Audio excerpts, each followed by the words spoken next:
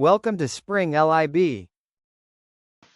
Okay, so we're doing chapter 23, problem 63.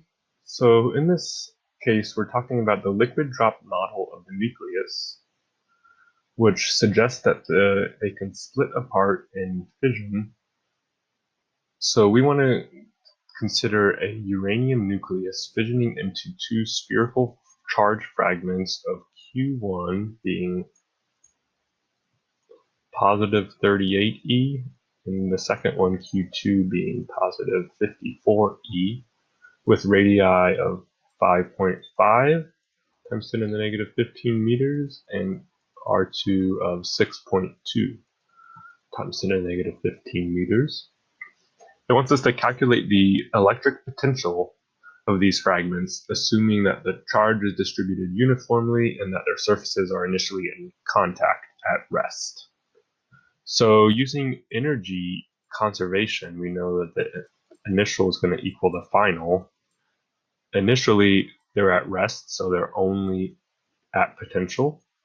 And finally, they're all going to be converted to kinetic energy. So U initial equals kinetic final. So if we're trying to figure out this final kinetic energy and compare it to the observed value, we know that K observed, they tell us, is 200 mega electron volts. So let's figure out what UI is and set that equal to Kf. So that is given by 1 over 4 pi epsilon naught. And the potential energy here is just for 2 point charges of these charges. So this is Q1, Q2 times the distance between them. Now it says they're initially in contact. So if we have two spheres of R1 and R2 at contact, the distance between their centers is R1 plus R2. So let's go ahead and write that out here. And now we can just solve for this. So this is 8.988 times 10 to the 9 times 38 times 54 times 1.6 times 10 to the negative 19 squared. And then 5.5 plus 6.2 times 10 to the negative 15 meters. So this is all in SI units, so we'll have it in joules out, but we want to compare it in electron volts. So let's convert that. 1 electron volts for 1.6 times 10 to the negative 19 joules.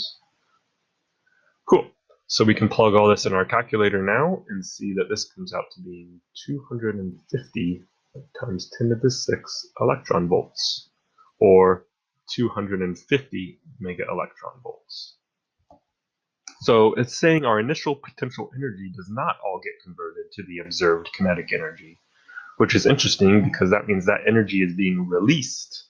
And that's kind of how nuclear reactors work, because this energy is released and we're trying to harness that energy for our use.